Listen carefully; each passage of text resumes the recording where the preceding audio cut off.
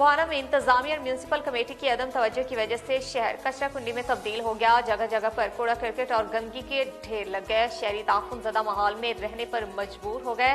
इस तारीख सूरत हाल के बारे में जान लेते अपने नुमाइंदे नासिर अली से। जी नासिर अली, आगाह कीजिएगा।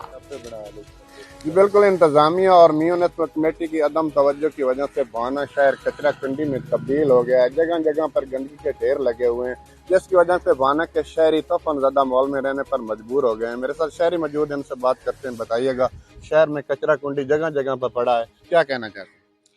जी बिस्मिल्लाहिर्रहमानिर्रहीम। कहना तो ये चाहते हैं भाई इंतज़ामिया को कुछ शर्म करनी चाहिए। भाई हम भी पाकिस्तानी शहरी हैं और वाना भी पाकिस्तान के नक्शे पे है, तो हमारे लिए ये हमसे ये सौतीला सलूक क्यों किया जा रहा है? म्यूनसिपल कमेटी की तरफ से कोई बंदा इधर काम पे नहीं आता।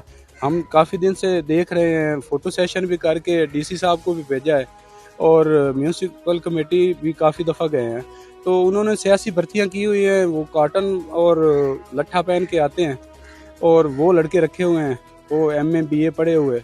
अब ये नई सियासी भर्तियां की हैं, तो बुआने का माहौल इस वजह से बहुत ज़्यादा गंदगी फैल चुकी है। जगह जगह गंद पे ढेर लगे हुए हैं और काफ़ी दफ़ा कह भी चुके हैं।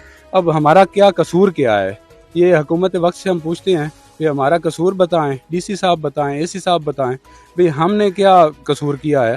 भाई ये तनख्वाहें भी हमारे पैसों से जाती हैं, हम टैक्स पे करते हैं, हम टैक्स पेयर हैं, पाकिस्तान के शहरी हैं, तो तनख्वाहें भी पे करते हैं इस काम की। और ये देखें, ज़रा माहौल देखें पीछे, भाई क्या पड़ा है। ये पूरे बुआना में ये माहौल बना पड़ा है।